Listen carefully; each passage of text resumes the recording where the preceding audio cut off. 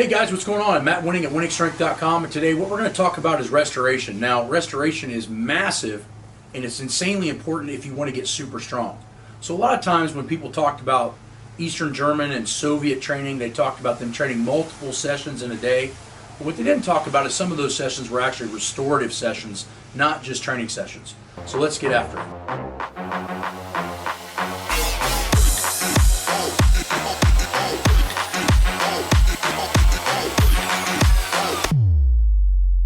Okay, so the Soviets break restoration into three different categories. One, pediological restoration. Now that has to do with changing meso and macrocycles, reducing or increasing loads, reducing or enhancing intensity on the load. But a lot of times what you'll find is, like, if you look at my training cycles on Patreon and Train Heroic, we will change how many warm-up sessions we do. Sometimes 2, sometimes 3, most times 4. Now, what we're doing there is we're actually doing a pediological restoration. So if you're only doing 2 rounds instead of 4 rounds of the warm-up, it's actually half the work right before your core lift. Now that can do 2 things. One, it can help enhance the core lift because you've saved more energy for it. But 2, it actually restores from previous workouts that may have pushed the intensity a hair bit too far. So the point is if we go over 92% on a max effort day, 72 hours later when we do speed day, we could drop the volume on the accessories and or the Wenning warm-up to actually reduce total volume that day, which is going to enhance restoration. So that's pediological restoration, or restoration done by changing the intensity and load of the workout. The second one we have is medical restoration. Now that can come in the form of acupuncture, massage, aspirin, magnesium glycinate, all these other things, these factors that would be considered more medical grade. And even in the Eastern Germans, Soviets, and a lot of sports, this is where drugs come into play. Anabolic steroids, growth hormone, insulin, all these other things can cause higher restoration properties, usually at the expense of something else health-oriented. But medical biological is also one huge form of restoration, and it's the one that's mostly thought of, I would say the most, right? Massage, we talked about acupuncture, and drugs. Now, there is a third one, which is psychological restoration. I don't think people talk about nearly enough.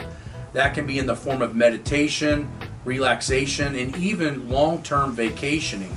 So a lot of times when guys get beat up that are super smart, they'll take anywhere from 7 to 14 days down from training. Now that doesn't mean they don't do anything.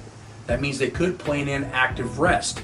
So sometimes the reason that we cross-train, right, where cross-training initially got its origin, is the fact that we're still sustaining some kind of load on the body, but it's such a different particular scenario that the body doesn't look at it as a stressor.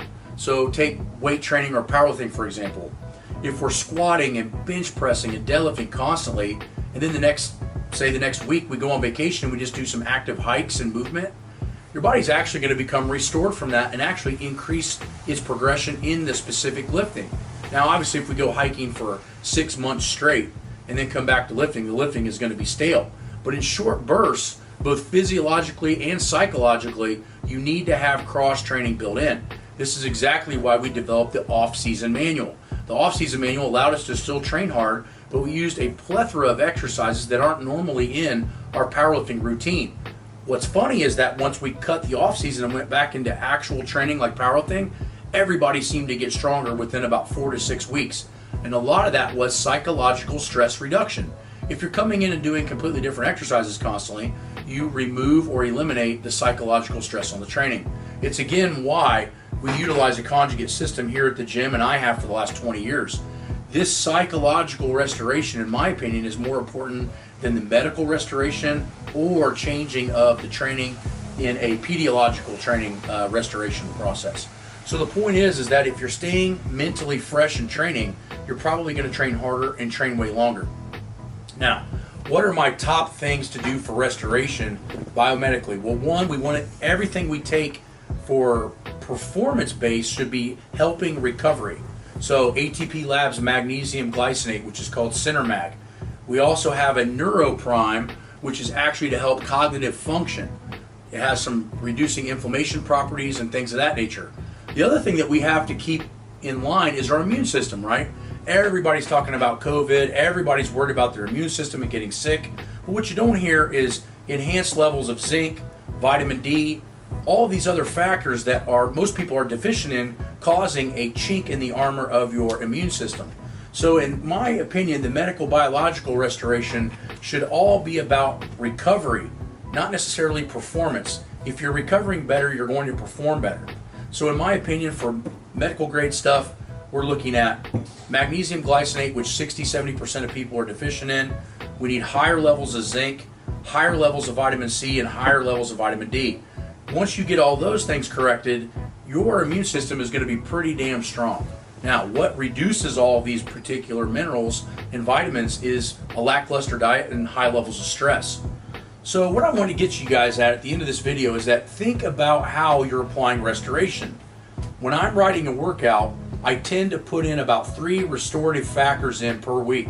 I either build in 1 to 2 naps per week, right? I make sure that I'm loading magnesium glycinate, especially on days that I don't have to get up early, and I'm making sure that my vitamin D levels and zinc levels are optimized by utilizing blood work.